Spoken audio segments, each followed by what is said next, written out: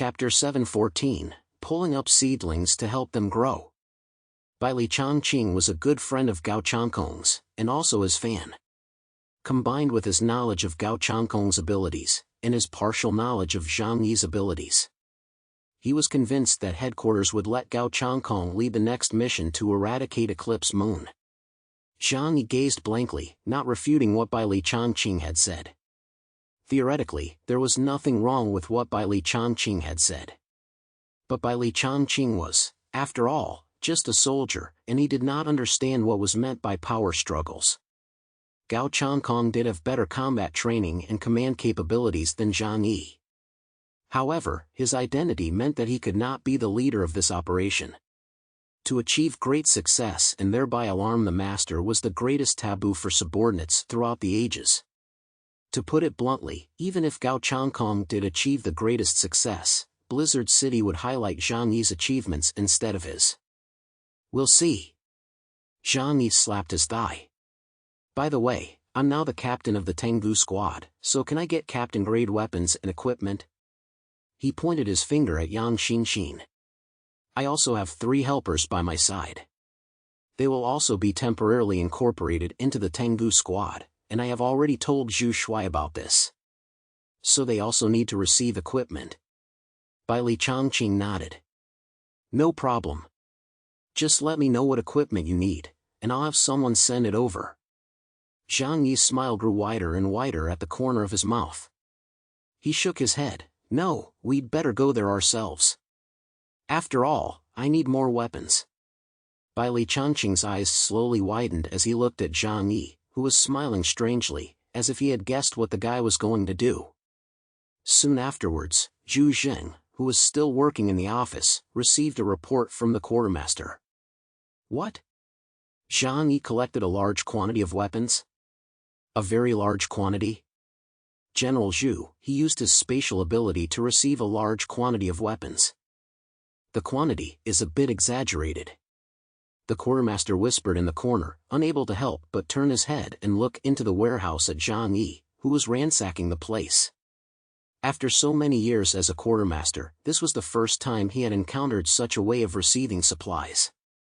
It was as if he were a woman ransacking the goods in a supermarket on sale. Zhu Jing thought about it and shook his head with a smile. This kid really is in the spirit of anyone who doesn't take advantage of a bargain is a bastard. Never mind, just give him as much as he needs. After all, they were just ordinary heat weapons, and in the end times, the power of these weapons had been greatly weakened. Moreover, they weren't difficult to make, and as long as there was iron and gunpowder, they could be said to be available in unlimited quantities. Zhang Yi finished collecting a large amount of equipment and returned to the villa in Area A. Later, Zhu Jing would officially announce the formation of the Tengu squad and appoint Zhang Yi as its leader. These things did not concern Zhang Yi. The reputation of Blizzard City itself was not something he valued. However, he was still quite worried about Leang Yu's situation. Although rationally, he understood that the Deng family could not do anything to Leang Yu at this time. However, the long-standing habit of caution made him never give up his sense of worry. At a little after 9 in the evening, Leang Yu called Zhang Yi. Zhang Yi answered the phone immediately. Leang Yu, how are you doing? Do you feel anything unusual? On the other end of the line, Leang Yu was wearing a light blue lab coat that covered her vital areas and showed off her toned figure. She was surrounded by a dozen staff members in white protective clothing, and behind her was a huge blue experimental chamber. The staff were still preparing for the final phase. Leang Yu felt Zhang Yi's concern in his tone and her heart warmed. She said, the preliminary preparations have been completed, and next I will enter the experimental capsule they have prepared for me. The experiment will last 3 days before I can come out. During this time I won't be able to contact you. Zhang Yi was silent for a moment, wanting to say something like take care or something, but he felt that it wasn't appropriate. After holding it in for a long time, he said, I'll wait for you to come back.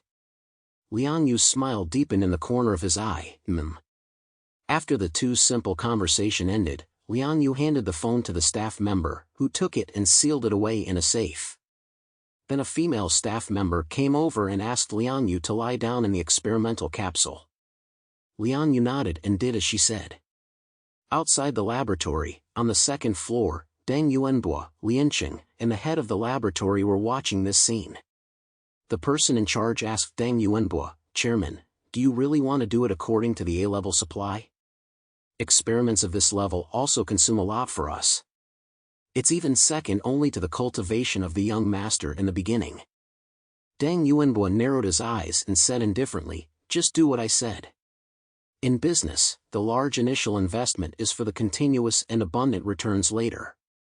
This time, we cannot lose the action against Eclipse Moon. Moreover, I will also take this opportunity to root out the mole in Blizzard City. A fierce look flashed in Deng Yuanbo's eyes. Although Zhang Yi knew that this method of rapidly enhancing the strength of an outsider would consume a lot of energy, he had no idea just how terrifying that consumption would be. The higher the talent of an outsider, the greater the consumption in enhancing their strength, including the energy loss in the middle. It was no exaggeration to say that the resources consumed in upgrading the abilities of an alien of Leang Yu's level could even shape 10 survey team members' level aliens. This was the price of forcing growth. If they weren't true geniuses, being forced to upgrade their abilities like this would only exhaust their potential. But Deng Yuanbo wasn't worried at all about Leang Yu.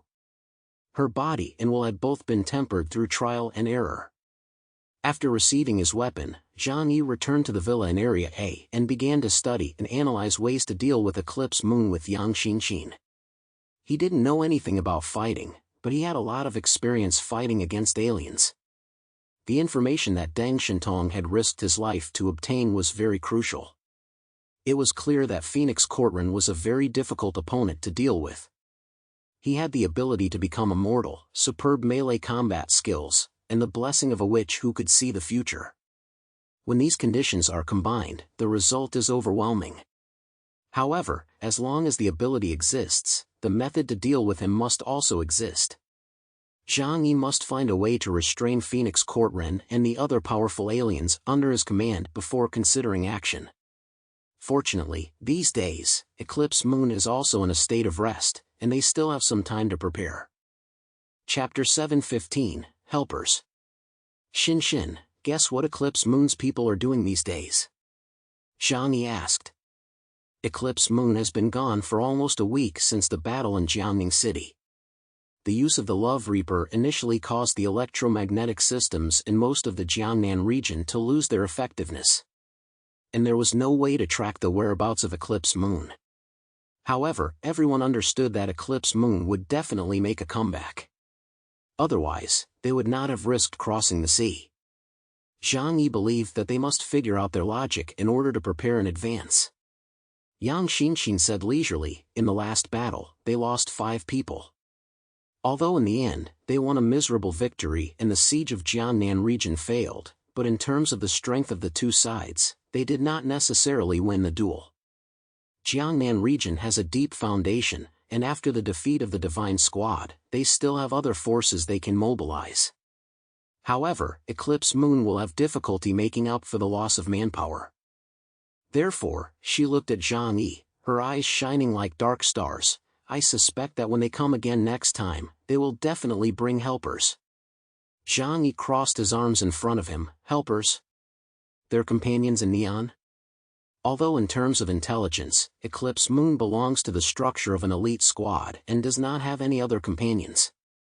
However, as a landing faction, there must be rogues who share the same thoughts as them.